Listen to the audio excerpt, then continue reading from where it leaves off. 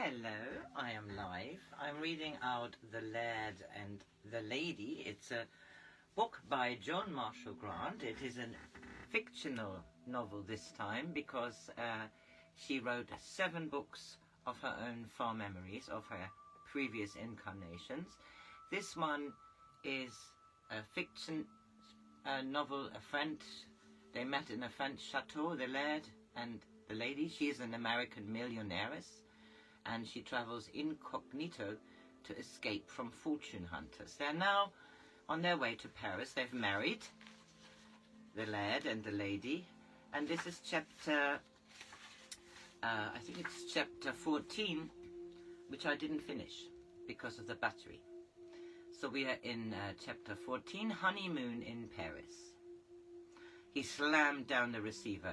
If we can't get a passage for the car, we'll have to leave it with the AA there, and they'll ship it when they can and arrange for someone to drive it north.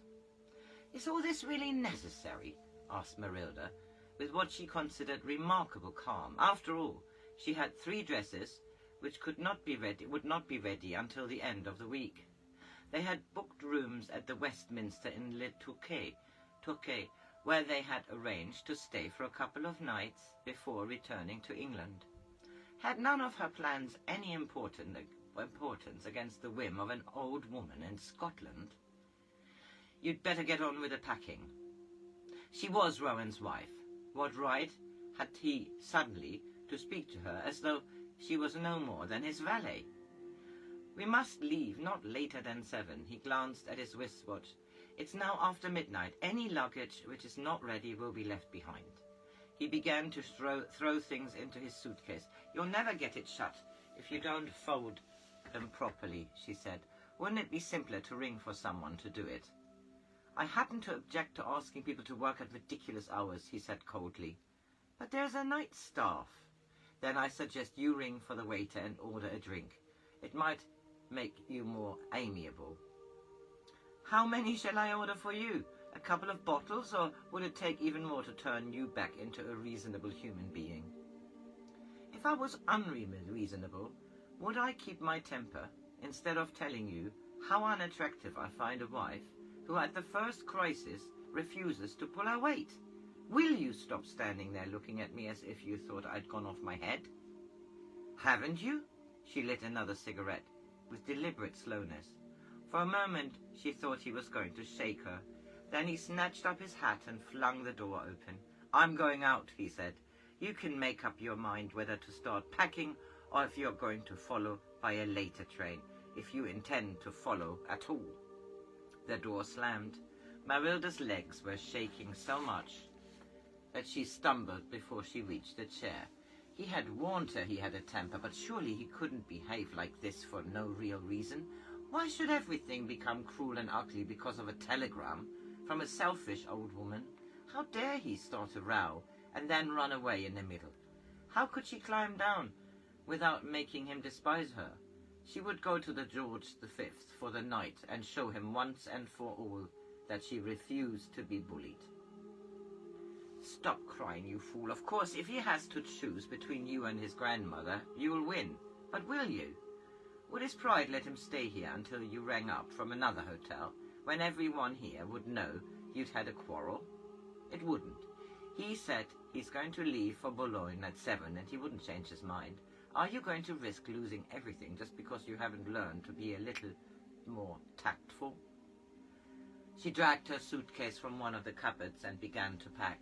Everything must be finished before Rowan came back, for if he watched her and she thought he was gloating, the row would flare up again. Shoes seemed to deliberately take more than their ordinary space. Dresses refused to go into their natural folds. The stopper from a bottle belonging to her dressing case rolled under a chest of drawers, and she hit her head when she grovelled for it. Her own packing took her over an hour, for even as the inconspicuous Miss Lovell, she had nearly always found a maid to do it for her. What had happened to Rowan? Had he quarrelled with someone else and got into a fight? She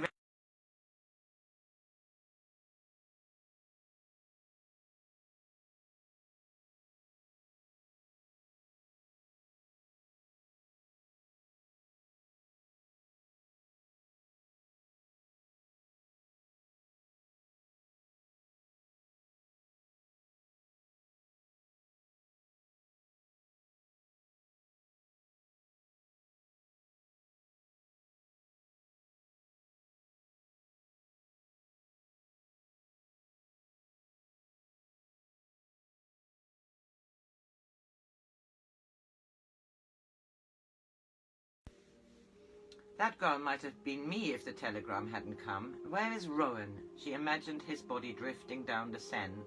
Or did bodies drift if they were only just drowned? Don't fuss, Marylda. You've got to pretend that nothing's happened. You must make it only a lover's quarrel. Lovers do quarrel, or it...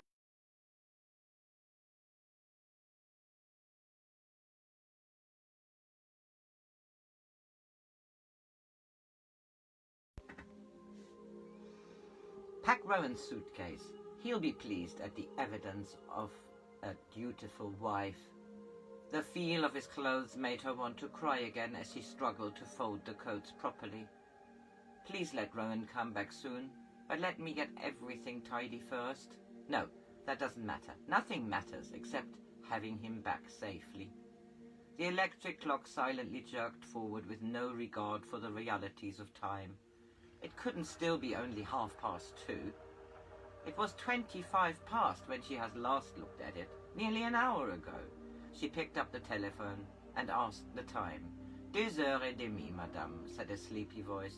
So there was nothing wrong with the clock. What else could she do?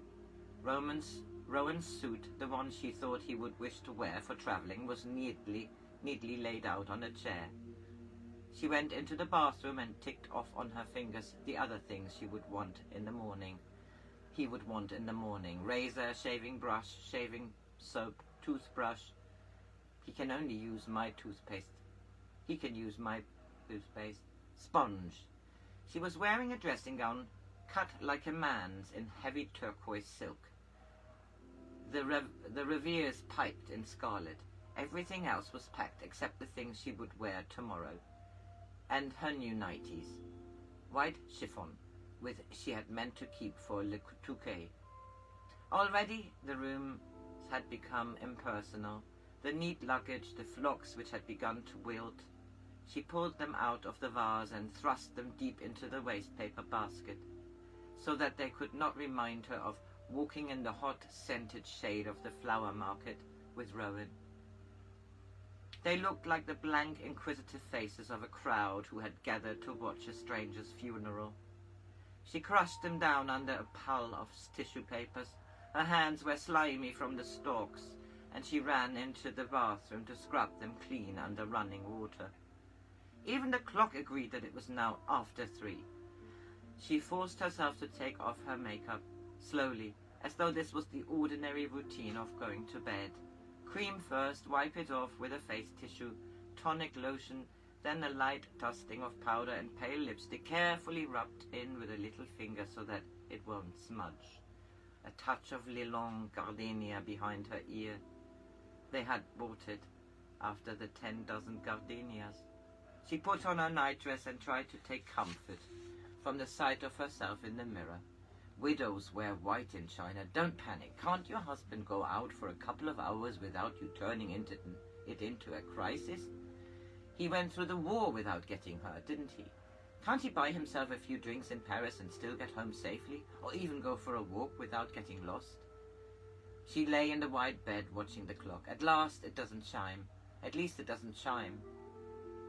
It would be too much if I had to hear it telling me over and over again that Rowan doesn't love me anymore, that he will never come back. Oh, come back. Oh, please come back. She heard the key in the door. Pretend to be asleep. He mustn't know you've been lying awake. Oh, dear God, thank you so much for letting him come back. Under her lashes, she watched him tiptoe into the sitting room and then heard the sound of the shower. He came in with his hair dripping. "Hello, my darling," she said, as though he just walked in. He climbed into bed with her. I'm filthy-tempered. I'm in filthy-tempered oaf. I'm also beastly drunk. I ought to sleep on the floor.